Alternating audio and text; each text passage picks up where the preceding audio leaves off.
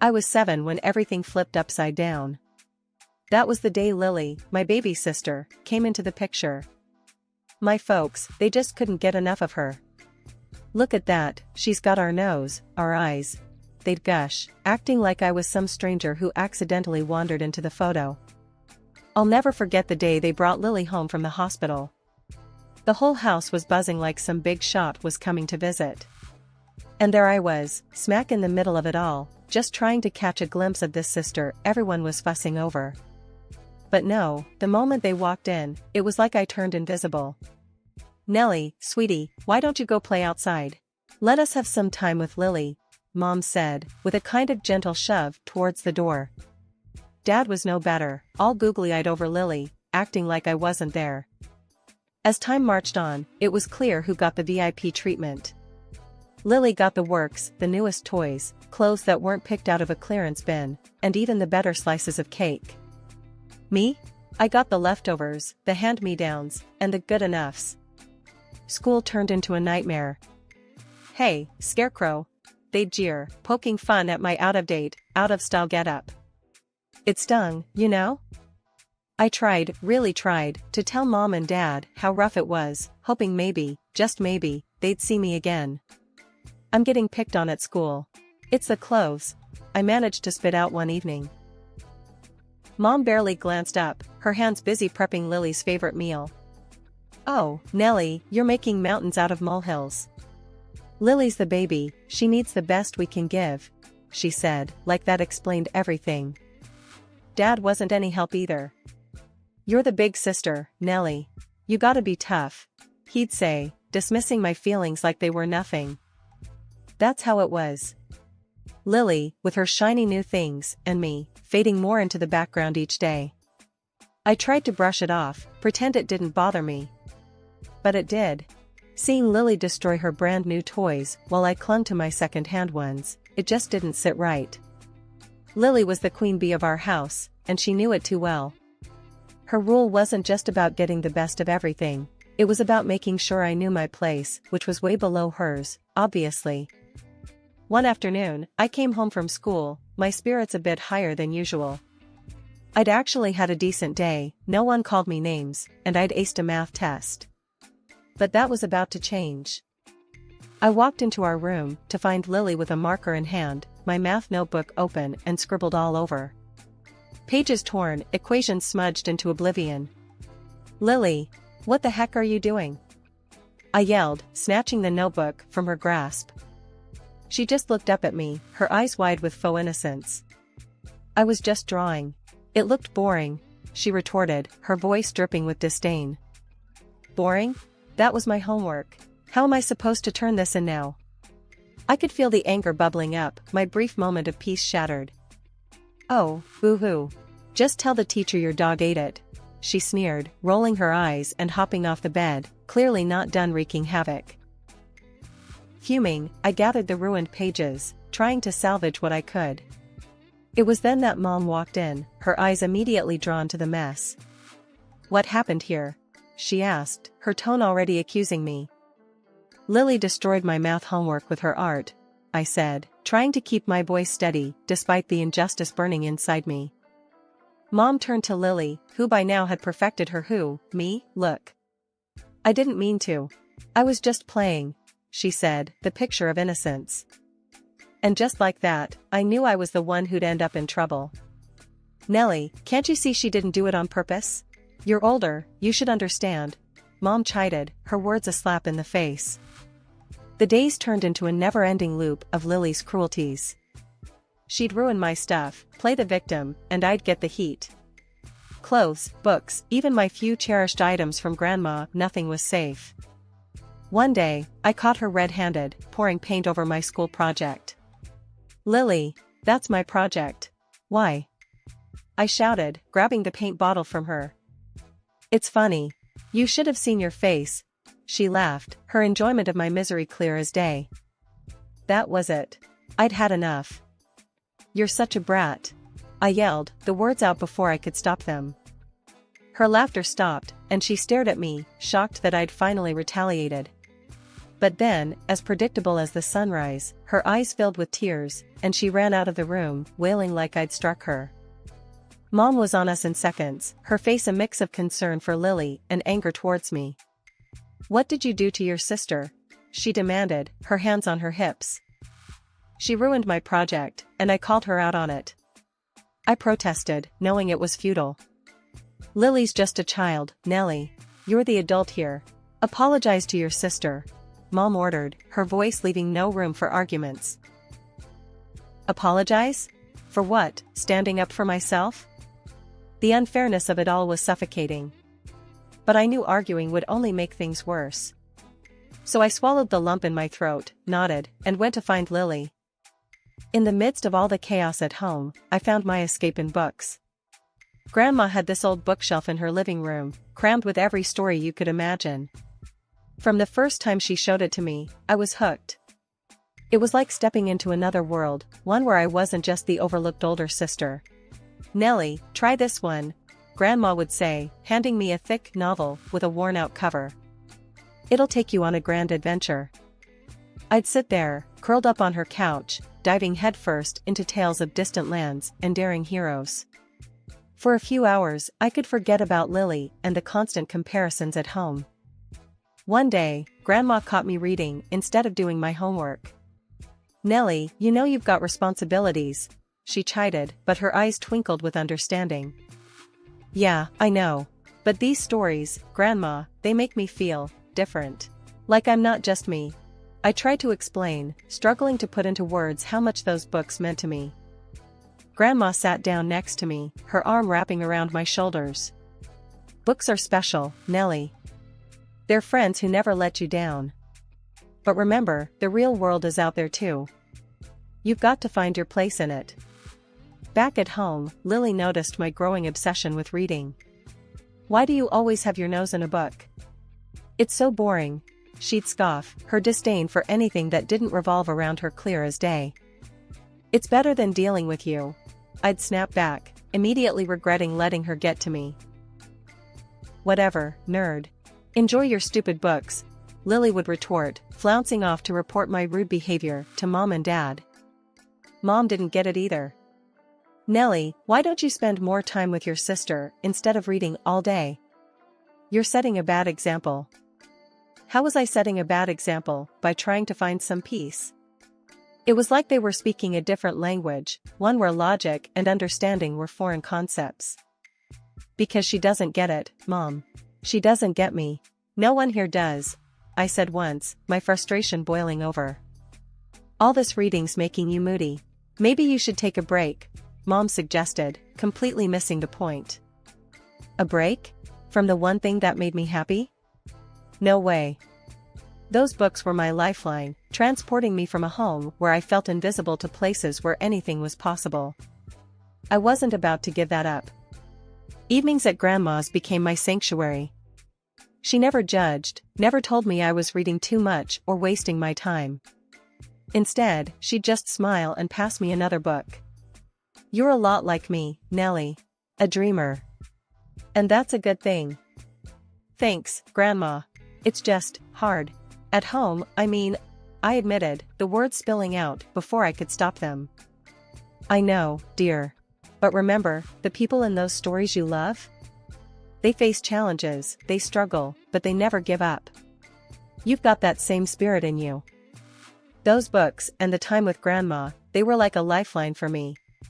But everything took a hit when I turned 17. Grandma passed away. It felt like losing my anchor in a stormy sea. My parents, though, they barely batted an eye. All they saw was an opportunity to dig through her stuff, like vultures circling for a meal. "I can't believe she had all this old junk. What are we even going to do with it?" Mom said, rifling through Grandma's things with a dismissive air. Dad was no better, eyes lighting up at the thought of what could be sold. "There's gotta be something valuable here. People pay good money for antiques," he mused, completely ignoring the sentimental value of Grandma's possessions.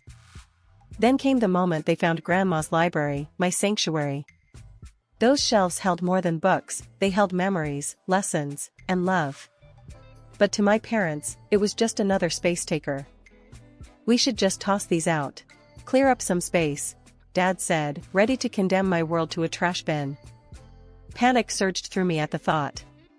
No. Please, can I have them? If you don't want them, I'll take them, I blurted out, desperation making my voice louder than I intended. Mom and Dad exchanged looks, eyebrows raised as if the idea was ludicrous. You want these old things? What for? You've got enough junk, Mom said, her voice laced with skepticism. They're not junk. They were Grandma's, please, I begged, the thought of losing those books like losing a part of me. Dad snorted, a sound of disbelief and annoyance. Fine, take them. It's less for us to deal with, he conceded, clearly uninterested in the emotional value the books held for me. Graduation day hit me with a mix of excitement and dread. I knew my folks didn't have the cash to send me off to college. I was gearing up to hit the job hunt hard, save up every penny for tuition. But then, out of the blue, Mom and Dad offered to foot the bill for my studies. We'll pay for your college, Dad announced one evening, like it was no big deal. I was floored. Maybe they did care, deep down. Maybe they saw how hard I worked, how much I wanted this. Packing my bags, stuffing them with my worn-out clothes and those precious books from Grandma, I felt a flicker of hope. Off to college to become an accountant, I was determined to make them proud. Living on campus was a game-changer. I hit the books and the part-time job circuit with everything I had. My roommates threw around jokes, calling me Cinderella for how I juggled studying and working. You're gonna miss your youth, buried in those books and work, they'd laugh. But I didn't mind, I had my eye on the prize. Then, the bomb dropped. Mom called one day, her voice all business. It's great you found a job, but don't forget, you owe us half your paycheck every month. I nearly dropped the phone. What? But I'm barely covering my expenses here. I thought the deal was just for tuition. That was the deal. Tuition in exchange for you paying us back. You're working now, so start sending the money, she snapped, her tone ice cold. I tried to argue, to explain how tight things were already, but it was like talking to a brick wall. We paid for your ticket out of here. You owe us, period, was her final word on the matter. So, I started sending them half my earnings. Every paycheck felt like a punch in the gut, a reminder that my hard work wasn't really mine. My roommates noticed the change, saw how every call home left me stressed and angry. Cinderella's turned into a debtor, huh? They'd say, trying to lighten the mood. But it wasn't funny. Not really. I felt trapped, like I was caught in a cycle I couldn't break free from. Studying, working, then handing over half of what I made. It was a brutal wake-up call. My parents' generosity was just another chain, another way to keep me tied to them, indebted and under control. Years rolled by, and I clawed my way up to become an accountant at a big company. The pay was nothing to brag about at first, but it was mine, and it fueled dreams of getting my own place, a tiny apartment where the only rules were the ones I made. Then came the family dinner, thrown in my honor for finishing college. That's where the dream got punched in the gut. Over plates of cold lasagna, Mom and Dad laid it on me thick. You need to keep giving us half your salary, Dad said, not a hint of thanks in his voice. I choked on my food, stunned. What? Still? I thought that was just for college. Mom's look could freeze lava. You owe us, for your education. You think that was free? Their words hit like a slap. There I was, dreaming of freedom, and they were tightening the chains. I had no choice but to stay put, handing over half my earnings, living in a room that felt more like a cell. With their hands out and jobs now just part-time, my folks settled into a comfy routine of TV binges, while I slaved away. Coming home meant stepping into a house where even a cooked meal was too much to ask for. Lily, oh, she turned the entitlement up to 11. Hey, I need money for a new phone. Mine's practically ancient, she'd say, her hand outstretched, a smirk playing on her lips. She knew I was strapped, but that didn't stop her. Dressing in second-hand clothes became the norm, my wardrobe a decade behind, earning whispers and side-eyes at work. I was the living, breathing definition of budget fashion, if you can call it fashion. Fast forward a few years, my salary finally hit $4,000. Sounds like a win, right? Wrong. Half went straight to my parents, and Lily, ever the leech, siphoned off another grand for her essentials. Makeup, clothes, you name it, she had to have it, and somehow, it was on my dime. I was stuck, a cash cow for a family that saw me more as a wallet than a daughter. Just need a bit more for a night out with the girls, Lily would chirp, as if I was made of money. You do realize I work for my money, right? It's not like I'm swimming in it. I'd snap back, tired of the constant drain. Mom would always jump to her defense. She's young, let her enjoy life. You're always so stingy. Stingy? With what, the pennies I was left with? Every day felt like a battle, coming home to demands and complaints, my own needs always last on the list.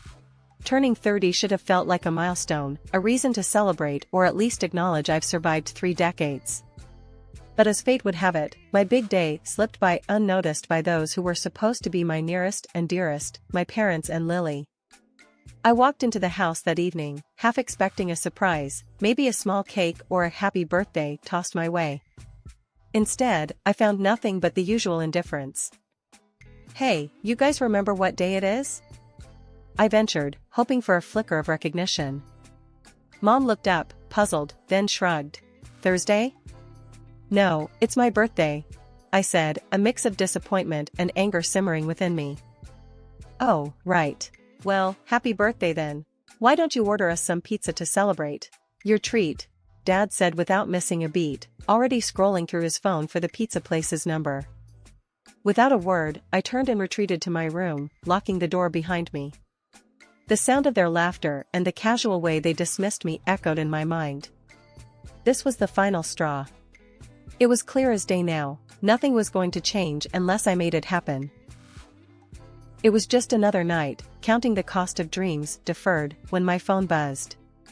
Aunt Maggie, Mom's sister, rarely called, so seeing her name light up the screen was a jolt. Hey, Aunt Maggie, I answered, trying to mask the exhaustion in my voice.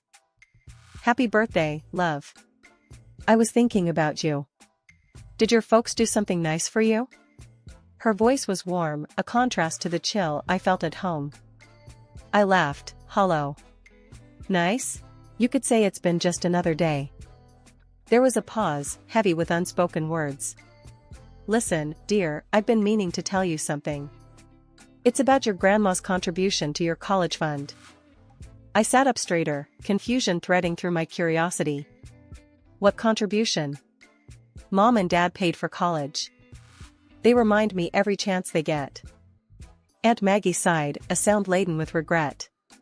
No, love. It was your grandma. She set aside a fund for you, made your parents promise to use it for your education. They never spent a dime of their own money on your tuition. The room spun. They, what? But they've been taking my money, saying I owe them for college. It's the truth. I thought you knew. I'm so sorry, Nellie. I hung up, my mind racing. The betrayal stung, burning away the fog of years of manipulation.